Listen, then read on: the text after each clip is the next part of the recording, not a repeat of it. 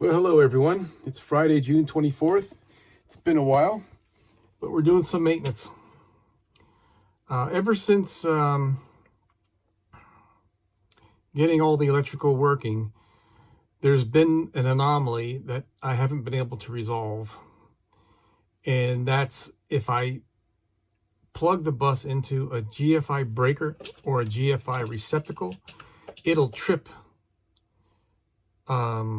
the receptacle due to it's a ground fault problem. So right now, where I disconnected, well, first thing I tried doing was I disconnected the ground and the neutral that come from the inverter, which is through this big wire here. I gotta be careful because this stuff is live. So this big cable runs to the inverter and is my incoming power feed. I got a neutral, a hot, and a ground. The green's a ground. So I disconnected the neutral, which is this big one here, and this big ground here.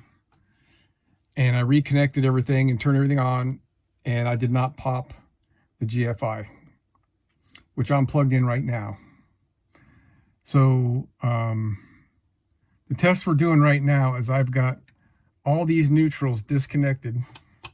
I need to put a little something between there. I had a piece of paper just to make sure that there's nothing touching here. Everything's turned off. My main breaker is off, so the only thing live is that stud right there. Well,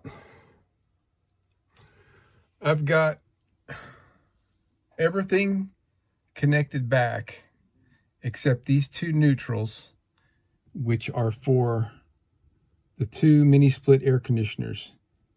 And all my other breakers are in on position, and we have not tripped the GFI breaker.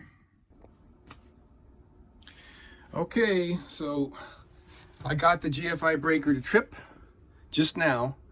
It had been running for like an hour with both of the mini splits disconnected. And I just connected the neutral wire, not this one, up in there, the neutral wire for the forward air conditioner, and turned on the breaker. And it took about a minute. And the GFI breaker on my shore power connection out there at the house popped, and I lost my input 120 volts, and now I'm just running off inverter. So I know for sure that the front air conditioner is causing that GFI to break. So what we're going to do now, I'm going to go ahead and shut down that air conditioner. I'm going to disconnect that neutral wire that I just connected. I have to chase it down. It's one of these. And make sure that that front air conditioner is the breaker shut off. And then we're going to do it again on the rear air conditioner. Vaguely recalling something in the instructions on these mini splits to not use a GFI breaker, and this would kind of substantiate that. But let me go ahead and switch from the front to the rear and see if the problem also occurs at the rear AC. And then I'll know for sure that there's nothing I can do about this. Well, I guess I could try disconnecting the ground wire to both of those units, but I think that's futile because the air conditioners are bolted to the frame of the bus, which is tied to the chassis ground, and the chassis ground is tied to the inverter ground. All the grounds and all the negatives are all hooked together. So something's going on with that's beyond my level of understanding.